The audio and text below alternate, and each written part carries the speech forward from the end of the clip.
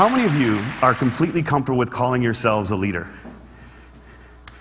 See, I've asked that question all the way across the country, and everywhere I ask it, no matter where, there's always a huge portion of the audience that won't put up their hand.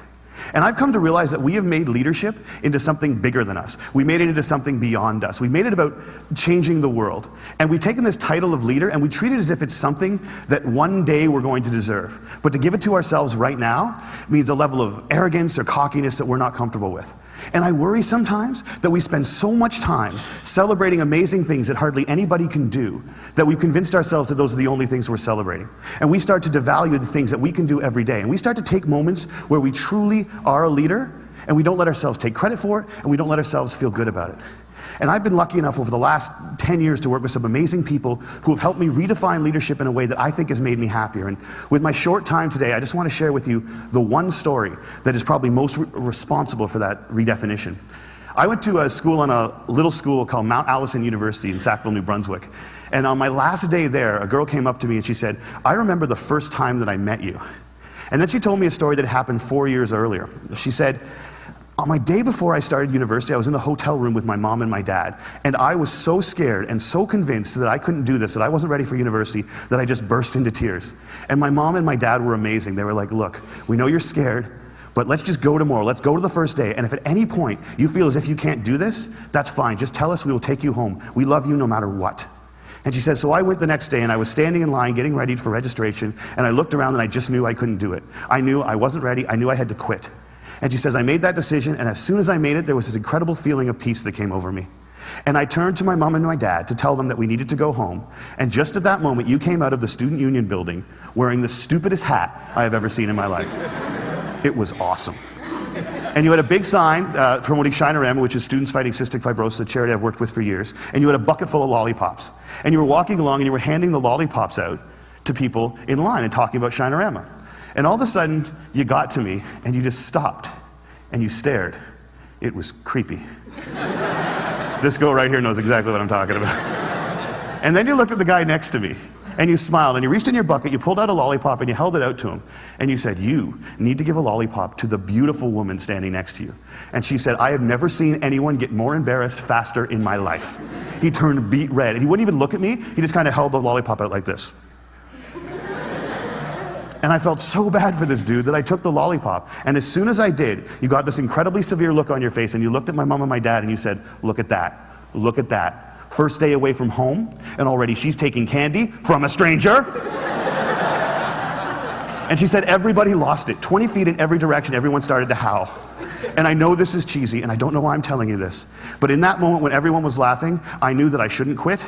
I knew that I was where I was supposed to be, and I knew that I was home. And I haven't spoken to you once in the 4 years since that day, but I heard that you were leaving. And I had to come up and tell you that you've been an incredibly important person in my life, and I'm going to miss you. Good luck. And she walks away, and I'm flattened. And she gets about 6 feet away, she turns around and smiles and goes, you should probably know this too.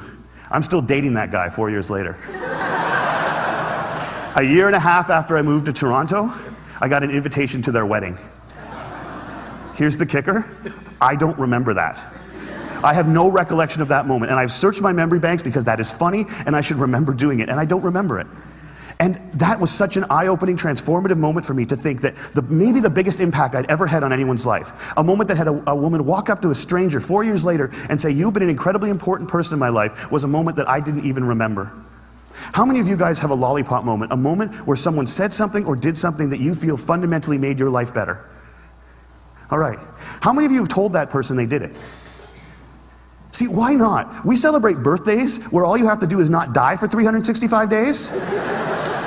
And yet we let people who have made our lives better walk around without knowing it. And every single one of you has been the catalyst for a lollipop moment. You have made someone's life better by something that you said or that you did. And if you think you haven't, think about all the hands that didn't go back up when I asked that question. You're just one of the people who hasn't been told. But it is so scary to think of ourselves as that powerful. It can be frightening to think that we can matter that much to other people. Because as long as we make leadership something bigger than us, as long as we keep leadership something beyond us, as long as we make it about changing the world, we give ourselves an excuse not to expect it every day from ourselves and from each other. Marianne Williamson said, our greatest fear is not that we are inadequate. Our greatest fear is that we are powerful beyond measure. It is our light and not our darkness that frightens us.